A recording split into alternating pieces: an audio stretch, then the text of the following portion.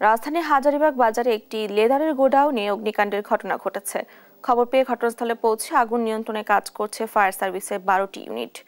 শুক্রবার দুপুর 2টার দিকে অগ্নিকাণ্ডের ঘটনা ঘটে। বিষয়টি নিশ্চিত করেছে ফায়ার সার্ভিস সদর দপ্তরের ডিউটি অফিসার লিমা খানম। বলেন, দুপুরে হাজারীবাগ বাজারে একটি ট্যানারির গোডাউনে আগুন লেগেছে। প্রাথমিকভাবে আগুনের কারণ জানা যায়নি। এছাড়াও ভবনের ভেতর কেউ আটকে থাকার তথ্য পাওয়া যায়নি বলেও জানান ফায়ার সার্ভিসের কর্মকর্তা। মানি ব্যাগ, বেল্ট, জুতা, এভরিথিং, মানে বাংলাদেশে যত বাইরের দেশে যত কান্ট্রি চামড়ার শিল্পপতি আর রাখে। 25 মিনিট পর এক ইউনিট আসে, একটি ইউনিট, তারপর মানে পর্যায়ক্রমে একটু পর পর একটি ইউনিট আসতে থাকে। হাজারীবাগের অগ্নিকাণ্ড নিয়ে আলোচনাতে যুক্ত হচ্ছেন সহকর্মী আলিবুজ্জামান সাফওয়ান। সাফওয়ান, কিভাবে আগুনের সূত্রপাত, আগুন নিয়ন্ত্রণে অগ্রগতি কতটুকু, এ নিয়ে কি তথ্য আছে আপনার কাছে, জানাবেন আমাদের। হাজারীবাগ বাজারে যে ফিনিক্স ট্যানারিতে অগ্নিকাণ্ডের ঘটনা ঘটেছে, সেখানে কিন্তু শুক্রবার জুম্মার নামাজের কিছুক্ষণ পরই এই ভবনের 5ম তলায় অগ্নিকাণ্ডের ঘটনা ঘটে এবং কিছুক্ষণ পরই আগুন কিন্তু 6ষ্ঠ থেকে 7ম তলা পর্যন্ত পৌঁছে যায়। এই মুহূর্তে কিন্তু আপনারা দেখতে পাচ্ছেন যে অগ্নিকাণ্ডের যে ঘটনাটি রয়েছে সেটি পুরোপুরি নিয়ন্ত্রণ করা সম্ভব হয়নি এবং ঘটনাস্থলে কিন্তু প্রথমে ফায়ার সার্ভিসের 2টি ইউনিট হাজারীবাগ থেকে এসে যুক্ত হয় এবং তারা কিন্তু আগুন নিভাতে ব্যর্থ হলে পরবর্তীতে আরো 6টি ইউনিট অর্থাৎ 8টি ইউনিট পর্যন্ত আমরা আসার সর্বশেষ খবর পেয়েছি।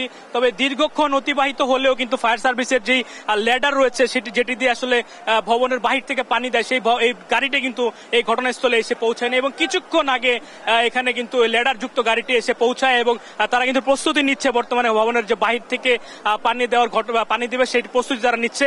এবং আপনাদেরকে জানিয়ে দিতে চাই, এই ভবনটিতে কিন্তু বিভিন্ন গোডাউন ছিল এবং যেখানে অগ্নিকাণ্ডের ঘটনা উৎপত্তি হয়েছে সেখানে কিন্তু চুমকির গোডাউন ছিল বলে আমরা জানতে পেরেছি। তার ঠিক পাশেই ছিল কাপড়ের গোডাউন এবং এর পাশে ছিল চামড়ার গোডাউন এবং এই যে এখানকার যারা এলাকাবাসী রয়েছে তারা কিন্তু আমাদেরকে নিশ্চিত করেছে যে এই ভবনের ভেতরে কিন্তু কেমিক্যালেরও আসলে উপস্থিতি ছিল এবং যার কারণে কিন্তু খুব সহজেই অগ্নিকাণ্ডের যে নিয়ন্ত্রণ সেটি কিন্তু তারা করতে পারেনি। এই মুহূর্তে আমরা একজন প্রত্যক্ষদর্শীর সাথে কথা বলতে চাই। আপনি কখন দেখেছেন অগ্নিকাণ্ডের ঘটনা এবং কিভাবে আগুনটি লেগেছে? আমরা নামাজের পর প্রথমে এখানে এসেছিলাম, তখন হঠাৎ দেখতেছিলাম ওইখান থেকে ধোঁয়া, তারপরে এখানে আসলাম, আসার পর দেখলাম এখান থেকে তখন ভয়াবহ অবস্থা ছিল। তখন কিছুক্ষণ পর 30 মিনিট পর একটি ফায়ার সার্ভিসের প্রথমে 2টি ইউনিট এসে পর্যায়ক্রমে আস্তে আস্তে 8টি ইউনিট আসে, এখনো আগুন নিয়ন্ত্রণে আসেনি।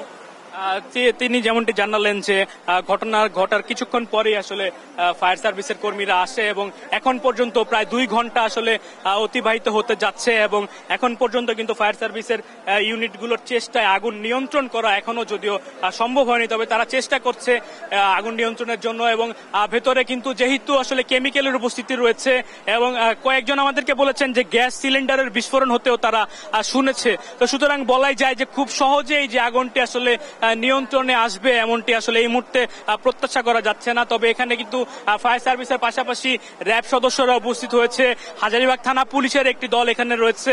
এছাড়া কিন্তু কিছুক্ষণ আগে আমরা সেনাবাহিনীর সদস্যদেরকেও কিন্তু ঘটনাস্থলে আসলে আসতে দেখেছি এবং আপনাদেরকে এখন যদি বলে রাখতে চাই যে 5ম তলা থেকে আগুন আসলে কিছুটা নিভে এখন 6ষ্ঠ এবং 7ম তলার দিকে আসলে আগুন জ্বলছে এবং ভবনটি যেহেতু খুব বড় ভবন, পুরো ভবনে কিন্তু আগুনটি ছড়িয়ে যায়নি, কিছুটা কিন্তু এক পাশে আসলে আগুনটি জ্বলতে আমরা দেখতে পেয়েছি এবং ফায়ার সার্ভিস আসার পরে তারা যেহেতু ভবনের ভেতর থেকে আসলে পানি দিচ্ছিল, সুতরাং পুরো ভবনে আসলে অগ্নিকাণ্ডটি আসলে ছড়িয়ে পড়তে পারেনি। তো আমরা আসলে আশা করতে পারছি যে যেহেতু ফায়ার সার্ভিসের অনেকগুলো ইউনিট ইতিমধ্যে এখানে এসেছে, প্রায় 8 থেকে 10টি ইউনিট এখানে কাজ করছে এবং আগুন কিন্তু আগের থেকে অনেকটাই কমেছে, তো সুতরাং কিছুক্ষণের মধ্যেই হয়তো আগুনটি আসলে নিয়ন্ত্রণে আসবে। তো এই ছিল আমার কাছে রাজধানীর হাজারীবাগ বাজারের ফিনিক্স ট্যানারির অগ্নিকাণ্ডের ঘটনার সর্বশেষ।